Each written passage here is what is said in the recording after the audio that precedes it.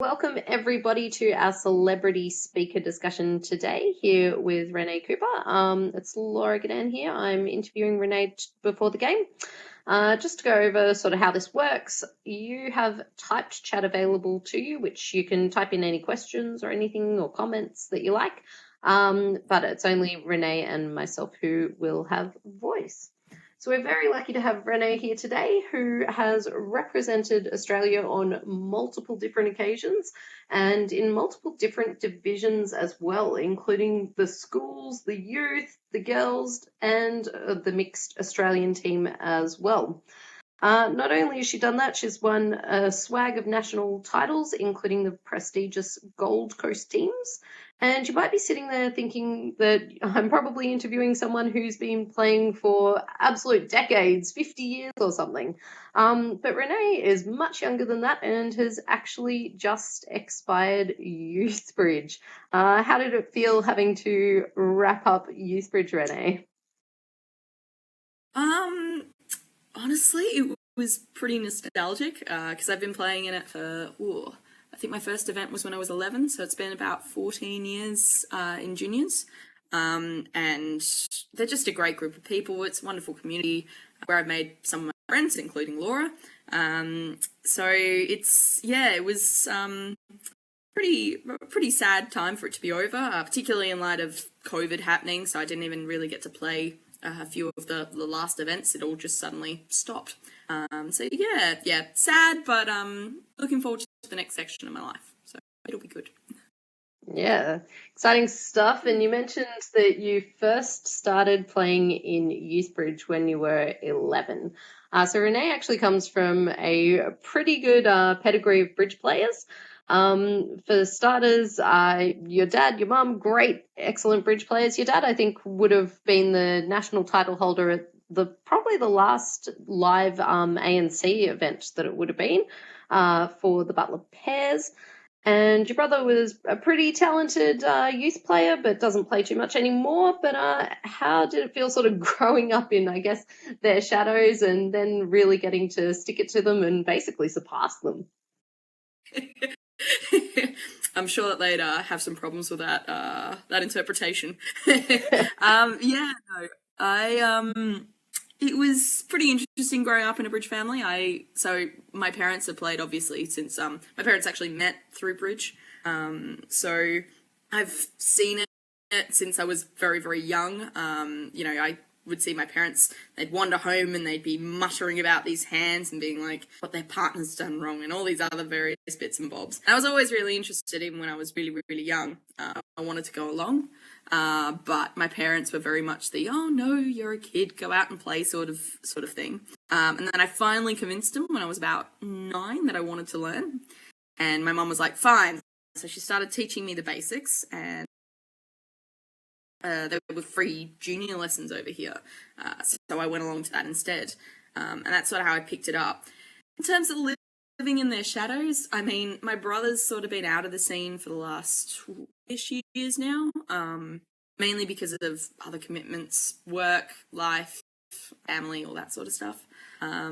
It's difficult in some ways, but I'm also very lucky that because my whole, in the end of the day, that's the reason that I got into it, was through my family. And if I hadn't had those connections up there, and therefore I wouldn't have been involved in this great game that we all love. So, at the end of the day, hard, but worthwhile.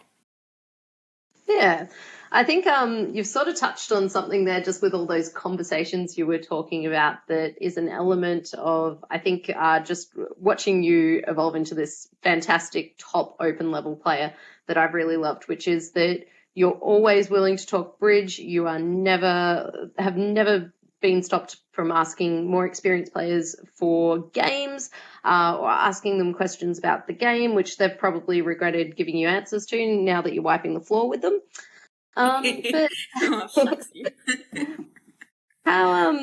think that, I guess, a lot of people just even at sort of a club level might be really intimidated when they have to front up against sort of people who they think are more experienced and they don't want to sit down at the table against. And I guess in your experience, I'm sure that you would have found that talking to them about bridge, asking them for games and things is one of the best ways to improve. And do you have any tips for anyone who might be feeling a bit anxious about that sort of stuff? Oh, that's a hard question. Yeah, look, for me, I'm never afraid if people want to come up to me about a hand. I mean, for me, it's always sort of a bit of a tight line to walk, because you don't want to feel like you're telling people off. You don't want to make somebody uncomfortable, particularly if they've done something that you know is incorrect and they haven't asked for your advice. So for me, I'm always very much of the I won't volunteer an opinion about hands unless they specifically ask me, because I don't want to put people offside. But that being said, if somebody comes up and says, "Oh, this is hand," and I don't know how people bid it, a lot of people have bid it, or this thing makes, how would you recommend getting there? I'm always afraid. I'm always never afraid to answer questions, to give people advice, and I think a lot of top players are very much in that same boat. If people are looking to learn, asking questions is never a bad idea, and I'm yet to meet someone who's uncomfortable with answering them. At least give them their opinion. In terms of asking for games, particularly when I was younger, I had a lot of, I was too shy, very young, and I did have a bit of a problem asking people who I knew were so far out of my reach, and were a lot more I didn't quite know on that same personal level. Walking that line's really hard. I think the best way to do it is, I know it takes a lot of guts, but I would just do it non-confrontational but friendly, like going up and being like, "Look, I know that you've been around the block a few times. Any chance you would have some free time for a game?" I think most people, if they are of a top level, they appreciate the friendliness and they can answer that in a genuine way. So I would say don't be afraid to do it. But I also warn that I'm great at the asking questions part. I'm not so good at the asking for games part. That's something I'm still can be shy about for people who I don't quite know in that same personal level. Yeah, that's an interesting idea of, I guess, needing that personal connection to be able to ask someone for a game. I think maybe one of the easiest ways might be if you're at the table with them and just drop them a message there, I guess. Might be a bit of advice for some of our players kicking around. Just in terms of, I guess, having a game with people, you've in the last few years, or it's been quite a while now, had a very successful partnership develop with Ben Thompson. So Ben and Renee have represented Australia in the mixed team, done pretty well in the open trials, all sorts of good stuff there. How did you find the last couple of years just in terms of keeping that partnership going, and what have you guys been doing to keep working at it? Yeah. Playing with Ben's awesome. He's a great guy, really lovely, but also a really, really good player. For me, trying to keep it going, we've been obviously COVID's hit in the last years now, and it's hard to juggle trying to keep up a consistent partnership with that. But one advantage of that has been that while we haven't been able to play serious events, we've had the time to be able to work on system. So a big thing is coming into a big event, you don't want to change your system too much in the last week or two, because it's just far too likely that you're going to stuff it. So usually when me and Ben are coming up to a big event, we would never even think of changing system, a month out. Whereas now, because we have sort of had that break in time, we've been able to implement a lot of system changes. I'm a little bit nervous when we do end up playing face-to-face seriously again, because there has been a fair few differences. There will be a fair bit more memory work going into that. but it's been great to be able to give it sort of the refresh that it's. So in terms of keeping that partnership up, a lot of us, we both are pretty strong personalities. So a lot of it is trying to get the right communication styles, trying to be able to express, if a hand goes badly, express your views, but also end up getting to a point where you can fix the problem, which is, in the end of the day, the biggest part of it is that there's a lot of egos, there's a lot of emotion. If you have a bad hand, in the end of the day, you should be able to fix it and take a lesson from that hand, that it doesn't happen again, right? Because in the end of the day, with bridge, everyone makes so many mistakes. If you're only making a mistake once, you're doing really, really well. So yeah, we've sort of come at it from trying to cover all our bases, trying to be able to communicate clearly and come to a consensus about how we want to handle hands. And for me, it's been one of my more longer term partnerships. I'm enjoying the fact we can have that little level of complexity between us when it comes to system. Yeah, nice. I think that, like, as you say, both you and Ben have some pretty strong views about different things. I've played with Ben as well, and yep, I know all about that. Yeah. But I would love to read his big book of bridge, especially on opening leads. I think that's one place he absolutely shines at. But I think that he also gives some really good ways of being able to communicate about things. He's pretty analytical about the games and then the approach that you take after it. And I think the one thing you kind of alluded to as well is that it's pretty easy to get emotional. And the other thing you don't want to be doing is putting out spot fires and just simply treating the symptoms rather than treating the root cause of why a hand or something went wrong, or just implementing a system to solve something that happened and not really thinking of following that through.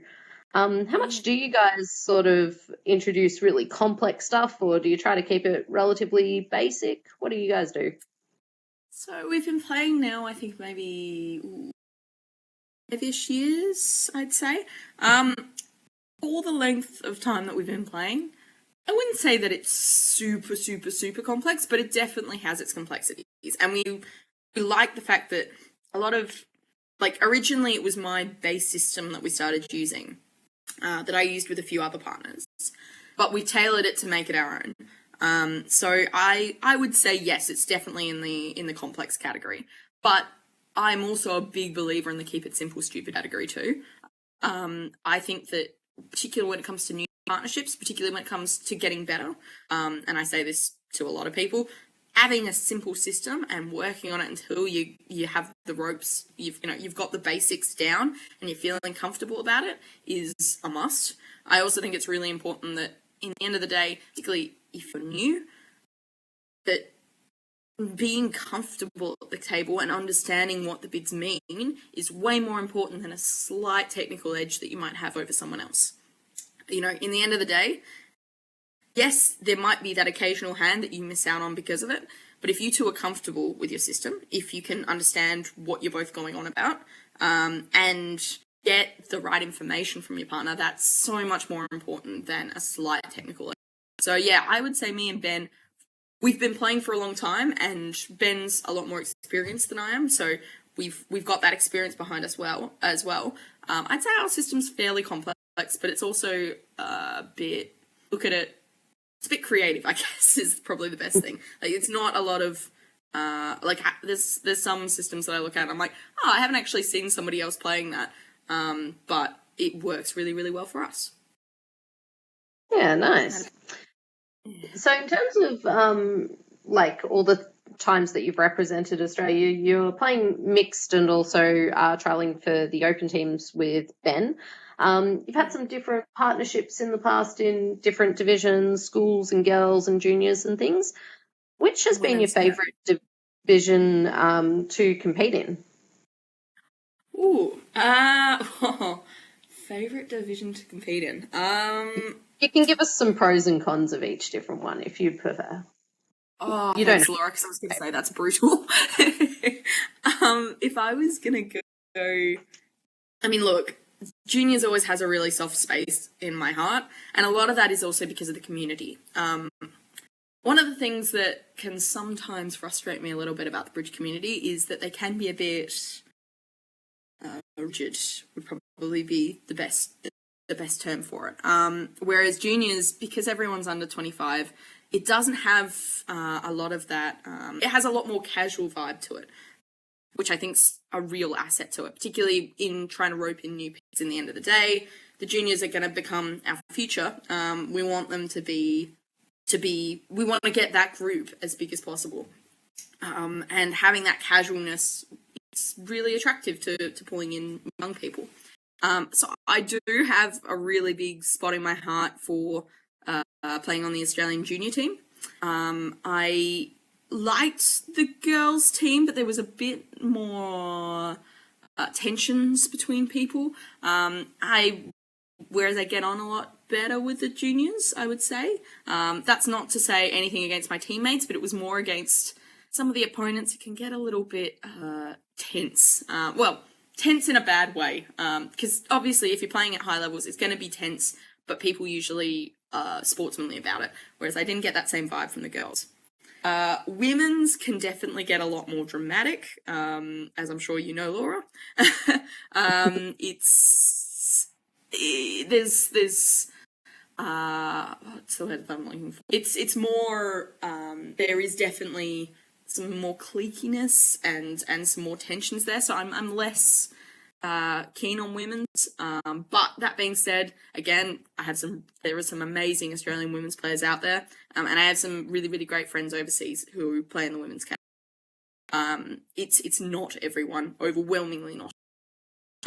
Mixed, I've enjoyed. I'd probably say mixed is my favourite, again, because I get to play with Ben. I really enjoy playing with Ben, and we sort of use mixed as... sorry, I just saw Val's message, hormones. It's not really the hormones, no. It's more... Everyone's known everyone for just way too long. Yeah, no. When it comes to mixed, I'd say it's my favourite, but it doesn't have... If it came to the community, I would definitely say juniors. Overwhelmingly. Yeah, I think that it's interesting just in terms of the open division. They're kind of used to sort of young guns coming through and snabbling away their spots, and also just because there's, I guess, a bit of a wider field. There's some cycling over of players and things like that, whereas in the women's division, one thing I think that is only just happening in the last few years is a bit of a changing of the guard of, I guess, the sort of... the firm basically that was pretty much the Australian women's team, or within about sort of 12 people, kind of going on for years and years and years before that. Maybe that's one of the things. Yeah, I definitely agree, Laura. Yeah. It's something that I think is really great in the last, as you said, in the last few years. Because I remember, I think it was maybe 5 years ago or something, that I went to one of the Aussie women's trials, and I think there was me and Laura and maybe one or two other women that were like under 40, which is sort of sad, a sad state of bridge, because in the end of the day, if you're looking at that, that's not something that's sustainable. We want our bridge community to be vibrant, diverse, and interesting and sustainable. We want it to be able to go on into the future. And just in the last 5 years, now there's at least, half a dozen to a dozen young guns just absolutely crushing the field, which is really great to see, that sort of group coming through and a change in that community. Yeah. Yeah, I love that. I think that I was there listening to you and how much you liked the mixed division. I thought you were going to come up with the reason for that being that you had such a great captain and support crew and mascot.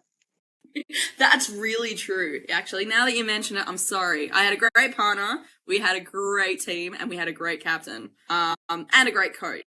I mean, they just crushed it. Plus, on my days off, I got to have, cuddles with the mascot, and by that I mean, the baby Damon, who is just the best. So, yes, you're very right. Sorry, my short form. So in terms of the mixed team, the most recent mixed event that we got to play live at a world level, so Renee was on the team and Pete was the captain of that event, and I went and held the bags and we took Damon as the mascot. For those of you who didn't know, that was actually in Wuhan, and it was about 2 months before COVID was discovered. How Yeah.